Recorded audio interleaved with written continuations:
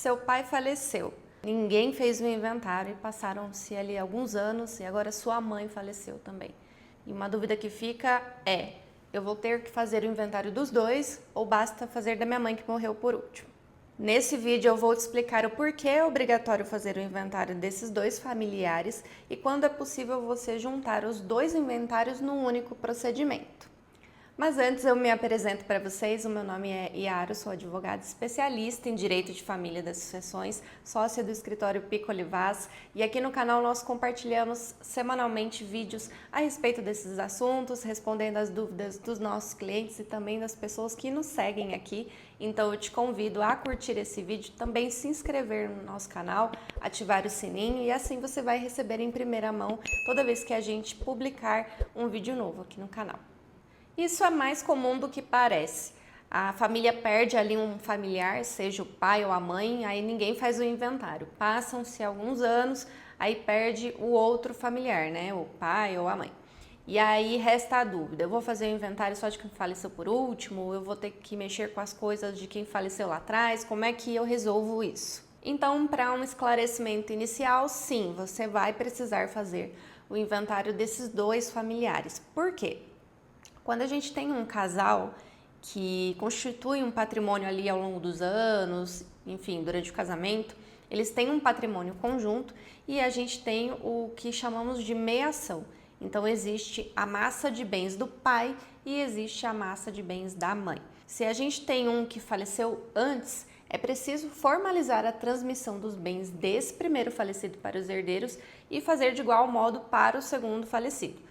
Eles sendo casados ou em união estável, no primeiro inventário a gente vai dividir o que ficou para o viúvo e para os filhos, e no segundo somente o que ficou para os filhos, já que o primeiro inventário foi realizado.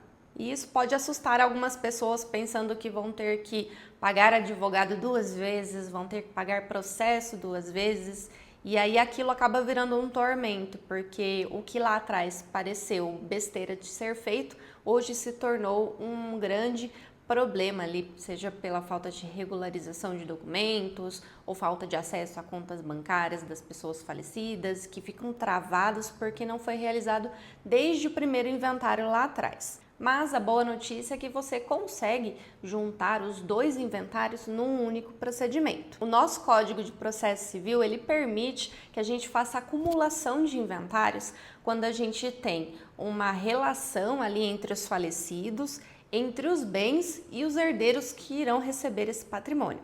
Ou seja, no caso de pai e mãe, que estão deixando ali um imóvel e dois filhos, os inventariados, eles deixaram o mesmo patrimônio e os mesmos herdeiros.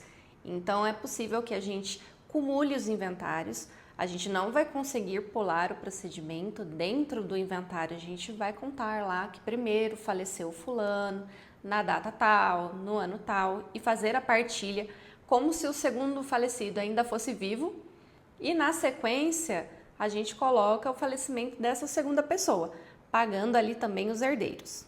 Inclusive, o Código de Processo, ele não limita essa acumulação de inventários só para um casal.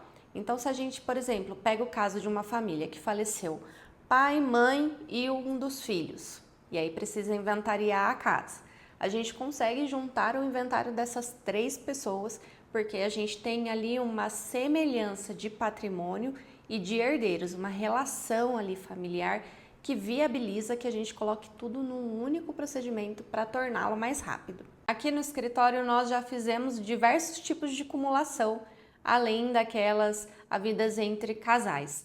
A maior delas foi um inventário conjunto com 6 falecidos. Era um pai e 5 filhos. Enquanto vivo, esse pai ele teve 11 filhos e aí ele faleceu. No decorrer dos anos foram falecendo os filhos mais velhos e tinha um patrimônio em comum entre todas essas pessoas que eram um imóvel. Na hora de inventariar, eu não poderia pegar ali o último falecido, o irmão do meio. Eu precisava retomar lá atrás quando o pai faleceu. Então nós fomos transmitindo toda essa herança até que chegasse no último irmão falecido.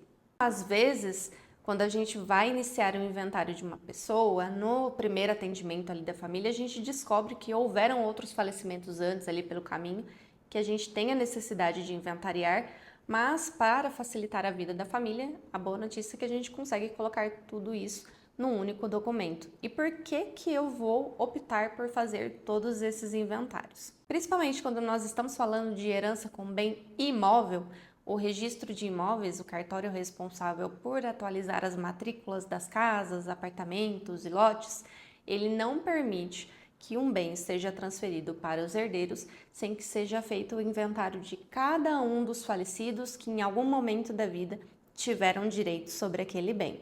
Por isso que o Código de Processo Civil ele permite que a gente acumule tudo num único procedimento para poder facilitar tanto para quem está realizando o inventário, ali a família, quanto para o registrador que vai ter que fazer essas averbações na matrícula do imóvel para constar quem ali passou pela propriedade dele. Seja um pai, a mãe, um filho, um sobrinho, e aí vai depender da realidade familiar.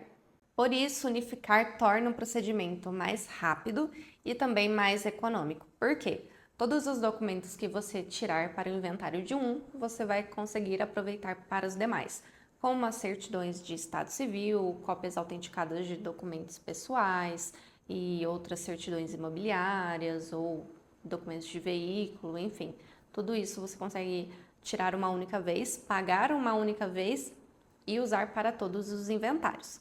Porém, essa acumulação, ela não é automática. Você tem que contar para o advogado que você está contratando que existem outros falecidos ali na linha familiar, que existe também uma pretensão de regularizar a situação do imóvel, e aí o advogado vai solicitar, tanto no judiciário ou no cartório, que seja processado tudo em conjunto.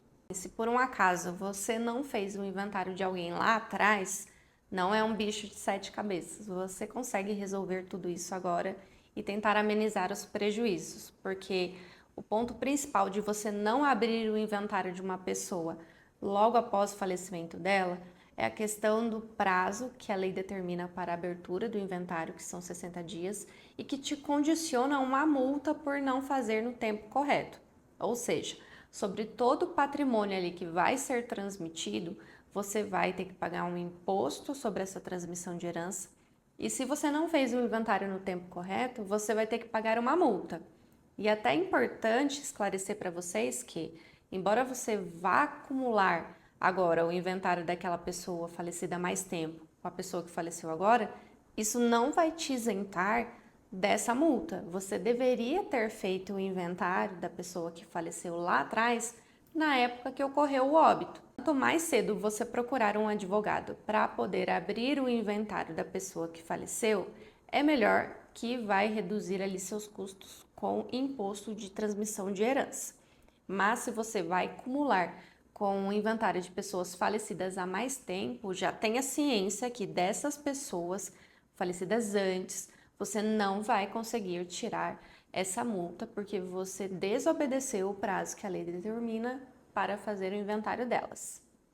E a maior parte dos herdeiros descobre que vai ter que fazer o inventário de todas essas pessoas normalmente quando vão vender algum bem do patrimônio, seja um carro ou uma casa, principalmente casas, porque quando elas vão tentar passar a escritura de venda, o nome delas não está no registro imobiliário e não está lá justamente pela falta de inventário. Ela é herdeira por lei, porém ela não formalizou essa transmissão pelo procedimento correto, que é o inventário. E já chegaram casos aqui no escritório que a pessoa tentou fazer o inventário só do último falecido.